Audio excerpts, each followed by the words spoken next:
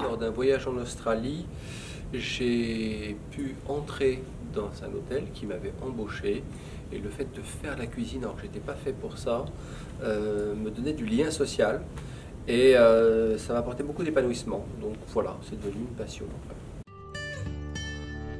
Je serais probablement un grand voyageur et un métier lié à la nature.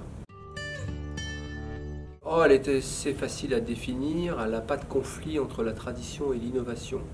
Pour moi, la cuisine, c'est la maîtrise du geste, du feu et du temps.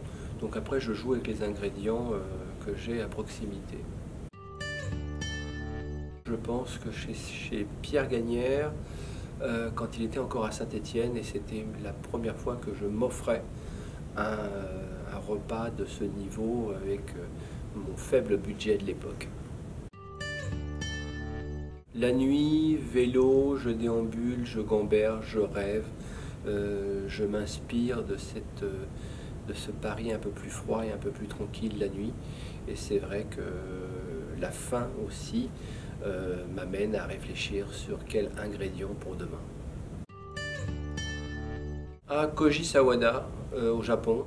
Mais Koji Sawada, c'est vraiment un toucher de cuisine extrêmement spécifique et une connaissance du produit extraordinaire.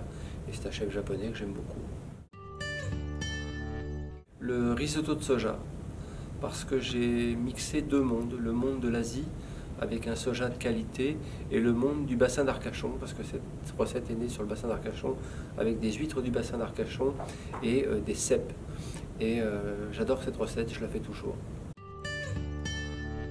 J'ai pas de plat qui me rend nostalgie. Pour moi, la nostalgie, c'est l'antichambre de la dépression, et donc ça ne m'intéresse pas.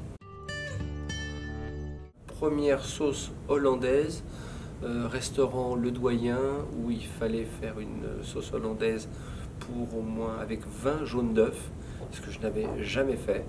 Et j'en avais partout, ça n'a jamais cuit, c'était une catastrophe. Ni l'une ni l'autre existe. La cuisine traditionnelle n'existe pas. Montesquieu dit la tradition c'est la mère de l'ignorance, et la cuisine moléculaire est un outil, c'est pas un style. Donc je crois que la cuisine se nourrit du présent et elle évolue tous les jours.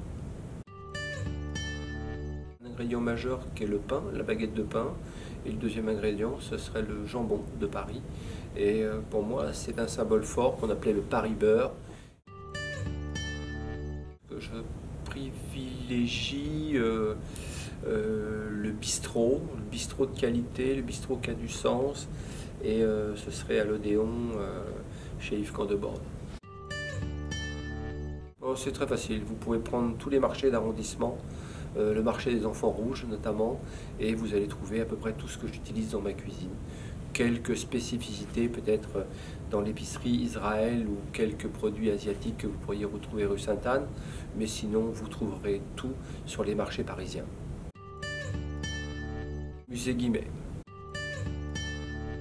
Baguette.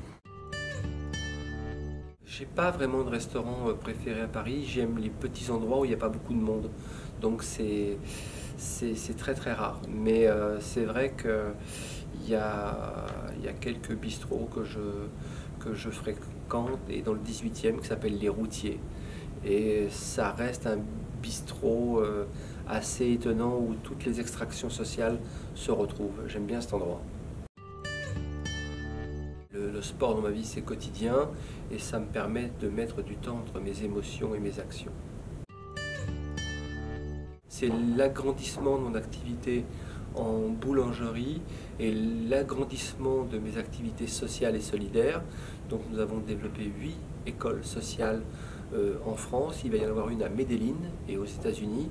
Et puis il va y avoir une société de l'image, une société de production image qui sera dans l'économie sociale aussi, qui s'appelle Social Food. Et voilà, c'est maintenant.